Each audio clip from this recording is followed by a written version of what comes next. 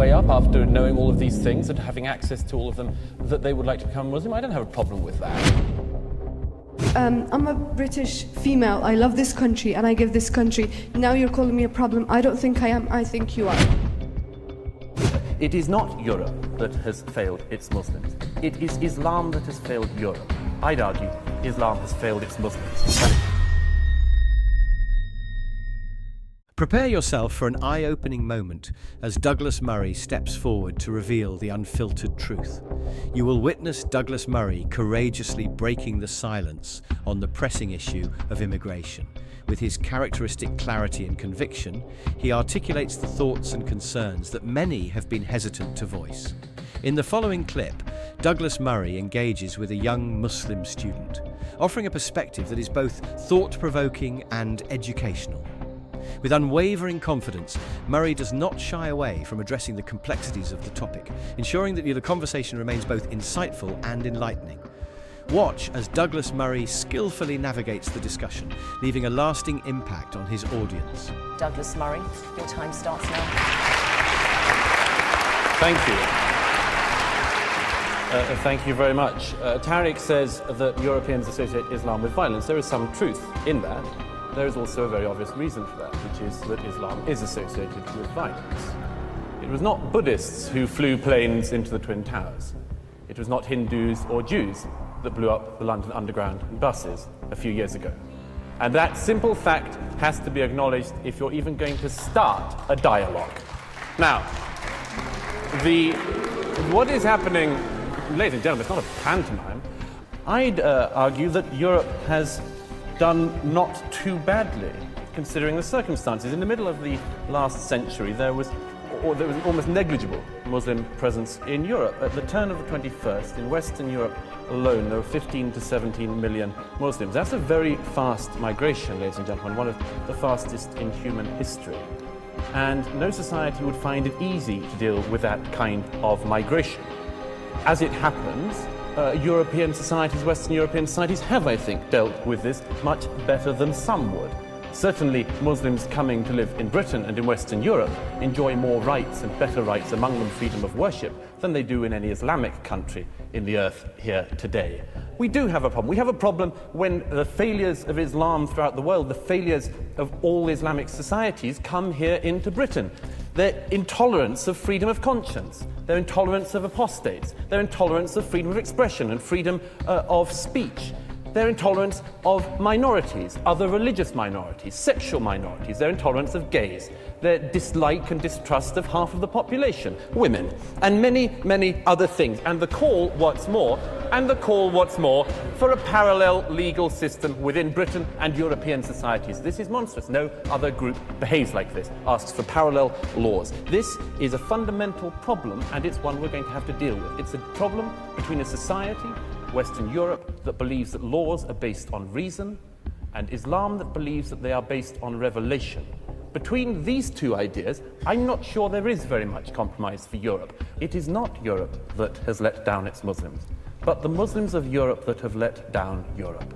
This is not solely something which we have to say we can never reconcile. Of course we can reconcile this, but we need to be honest about it. We need to be frank about it, and we cannot avoid things just because they are unpleasant. And if there were one thing I would wish Muslims in Europe could learn today, as fast as possible, it would be this: that you have no right in this society not to be offended. You have no right to say that because you don't like something, you can commit violence, or you would like something to be stopped or censored. You have no right to have more hate laws, or hate crime laws, or hate speech laws, just to defend Islam. You have to realize, the Muslims of Europe have to realize, that a society in which even your deepest feelings can be trodden upon is the only society worth living in. And the sooner we can learn that, the sooner that Islam can learn that within Europe, the better. It is not Europe that has failed its Muslims. It is Islam that has failed Europe. I'd argue Islam has failed its Muslims. Thank you.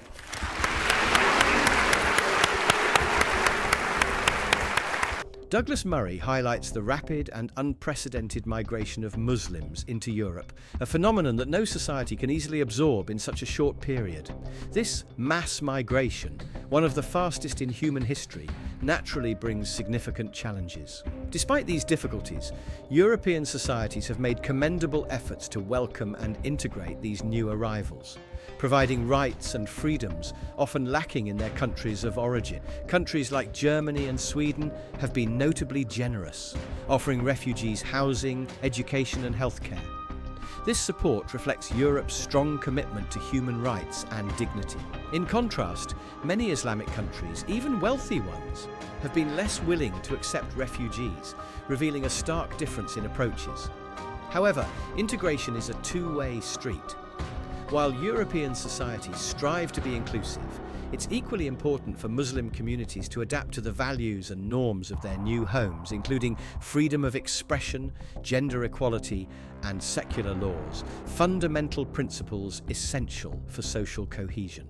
Statistics support Murray's concerns, showing that second-generation immigrants in Europe often face higher unemployment and educational challenges compared to native. This indicates that integration efforts need to be stronger, with more active engagement from immigrant communities to ensure successful integration and social harmony. I'm a British female. I love this country and I give this country. Now you're calling me a problem. I don't think I am. I think you are.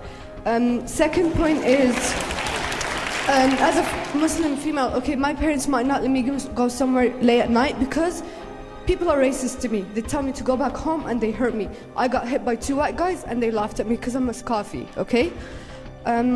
Last point is to Mr. Fleming, about the point where you said about the religion, changing religion. Every person has the right to. No one says anything about that. But if you had a daughter or a son that wanted to become a Muslim, would you be happy about that? I don't think so. Hypothetically speaking, Douglas Murray, what would you say to that lady? No, of course it wouldn't bother me. I mean, I would hope that if somebody has access... Look, what Fleming and I are arguing for is that people have the right to access all of the kind of opinions, all of the knowledge that they can. That means, among other things, having, for instance, access to all of the criticism that should be written of the Quran and of Islam. And if they weigh up after knowing all of these things and having access to all of them that they would like to become Muslim, I don't have a problem with that. All right.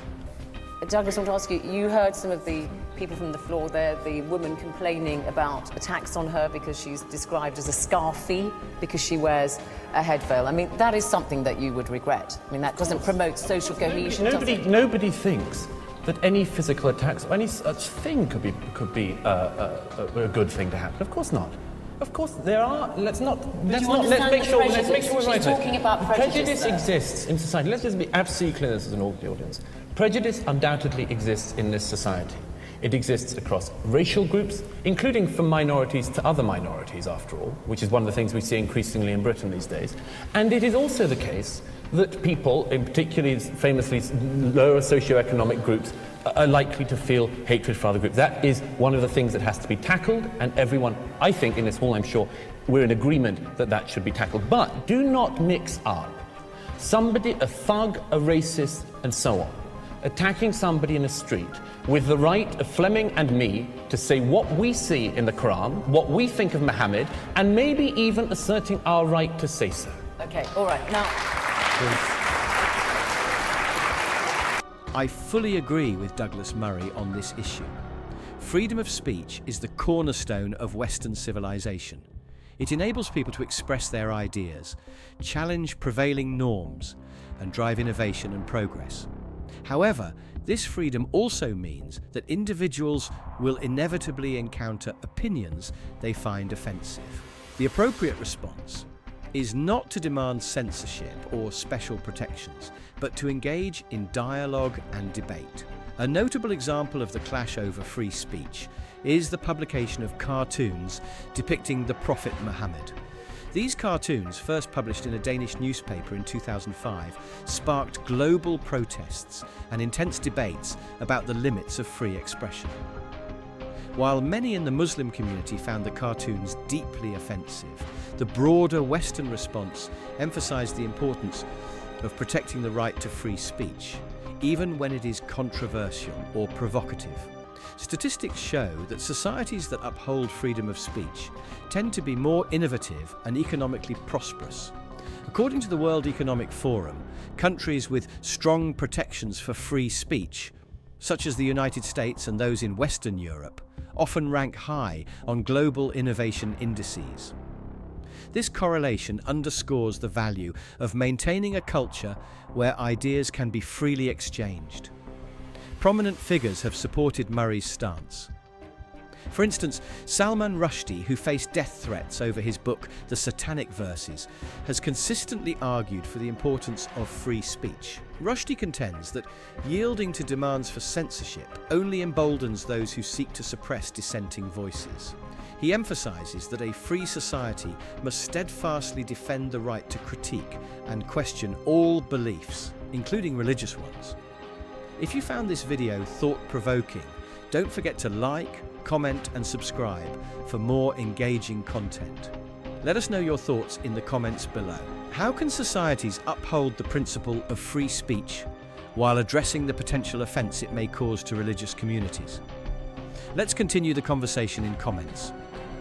Thank you for watching.